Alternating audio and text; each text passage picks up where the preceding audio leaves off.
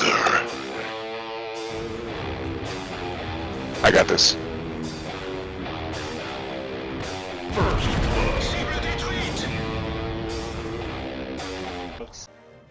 Hey folks, it's ioEther and we're back with some more World of Tanks. As you can see, this is the Danish Bacon and it is Centurion Action X, and this is a tier 10 British medium tank. This is obviously a tier 10 game on Live Oaks. Two things I want to mention. First off, because I got the time, for anybody who wants to go do some amazing spotting, there's great spotting bushes down here. Down at this peak of the map, you can see most of the enemy movements along here, and you'll be able to catch a lot of guys out in the open. But of course, before we get into the game, there is the shameless self-promotion that has to go on. So if you want to support the channel, one of the best ways you guys can do so is to tell your friends about it and help the channel grow, and that is really what I'm focusing on right now. So yeah, let's jump into the gameplay. It looks like he's going down this way. He does have some company, so he's going to have some backup. We'll see if he actually needs it, but he's definitely got some enemies along here. And look at that. That is not where you want to be for scouting.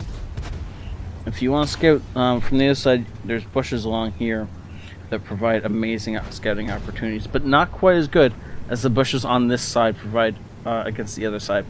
And it's really kind of interesting how that works out. Leopard is getting aggressive, and our RU has already got himself pretty much knocked out of this fight. He's not going to be much more use. Peeking over this ridge line, he does not find a target, but does get lit, so that's why he's pulling back over. Notice the fact that he's using the ridge line to fight with.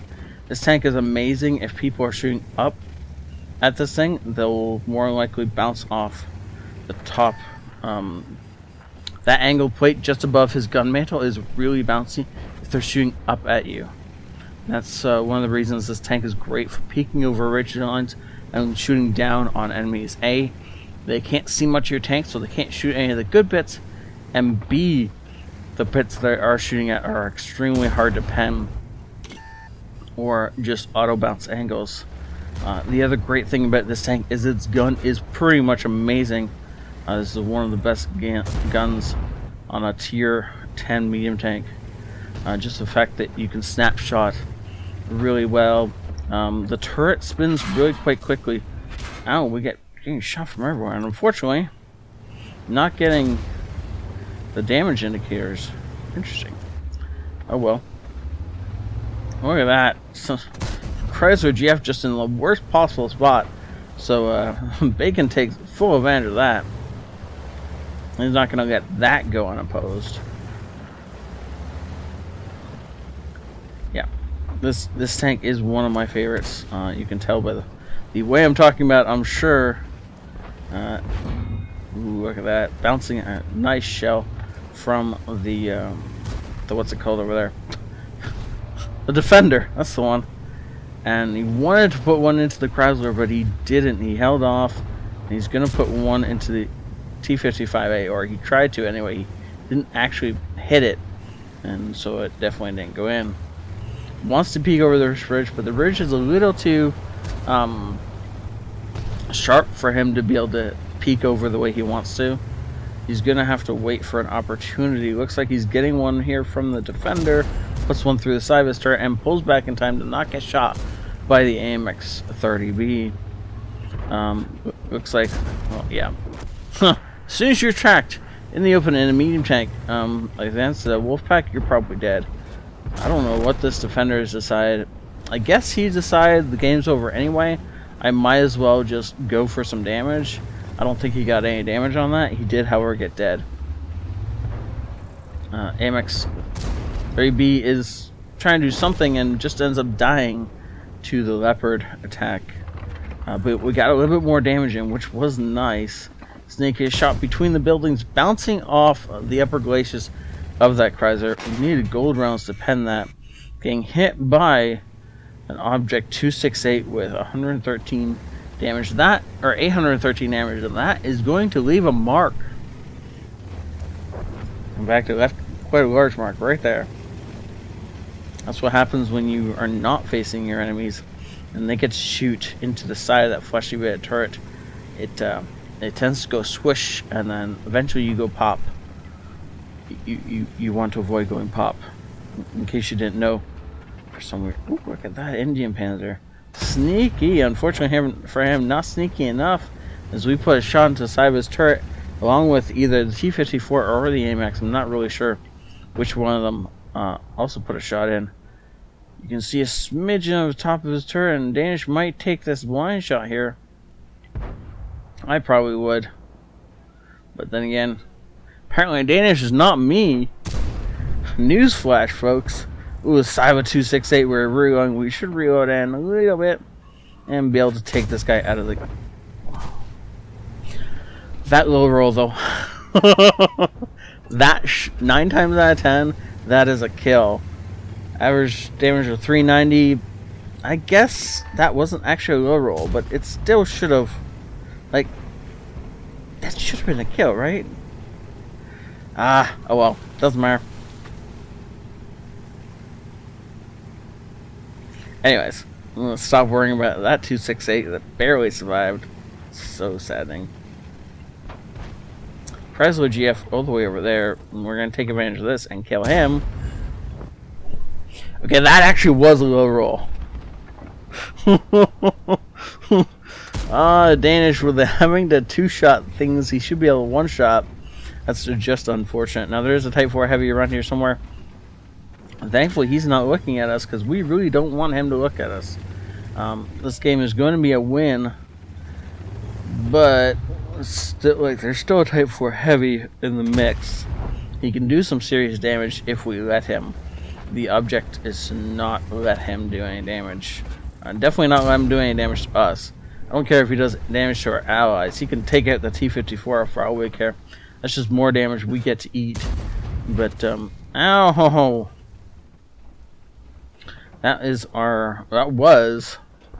our gun blown away. Unfortunately, not able to pin these last couple shots. I'm assuming they're going up and hitting that turret instead of going down and hitting the side of that hull, which will just melt like butter straight through. Side of any of the Japanese heavy tanks is just butter to any round from like tier 8 and up. There's probably some tier 6s that can pen a good deal of the higher tiers, as long as you're fighting them from the side. Always shoot those Japanese heavies in the flat sides. They're just easy to go through from that angle.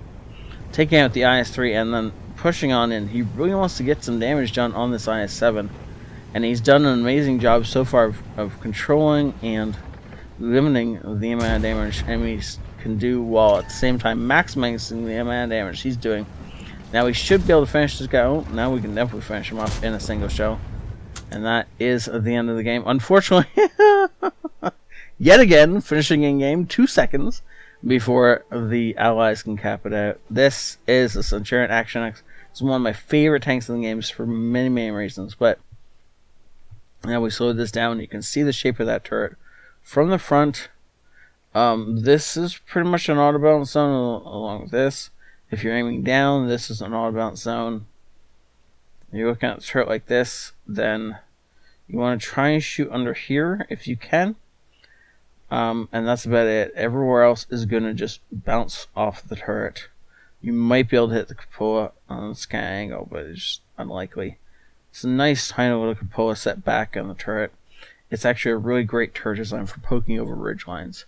And the fact that you have such amazing gun depression means that you can really poke edges really easily. We didn't really see him truly using the full extent of, I wasn't looking at when he was using the full extent of his gun depression, but this thing can pretty much drag its barrel on the ground as it rolls along.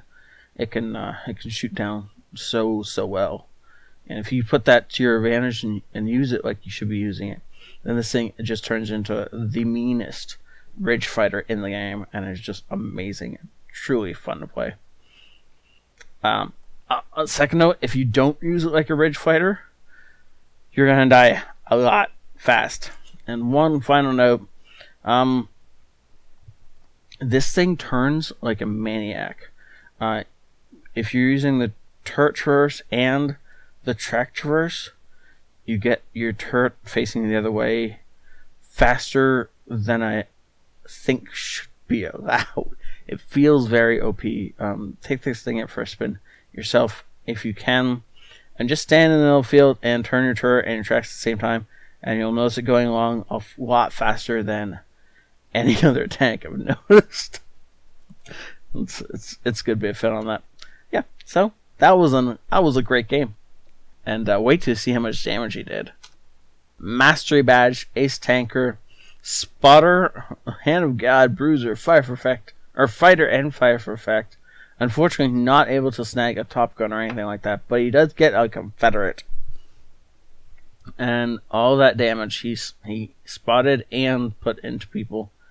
There's a single person that he doesn't either have spine damage on or actual like penetrating shot damage on that list. He didn't bounce anybody or fail to pen them. Every shot that connected except for the one against the one Chrysler and a couple against the Type 4 at the end managed to go in, and that was just well placed shots. 6,000 damage, easily making it into a 6k damage club, and more than that. Look at that, another 3,500 spotting damage on top. Unfortunately, losing money because of the gold he fired in that game, but other than that, completely worth it. And first 4,600 experience. That was a worthwhile game. It was a beautiful game, and thank you so much, Danish, for saying this in.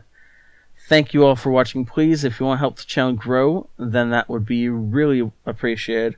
Just tell your friends and tell everyone you know, and try and pull them in so we can grow, so I can get a new intro, which I really, really want to do for you guys. Have a great day. This is ioEther out.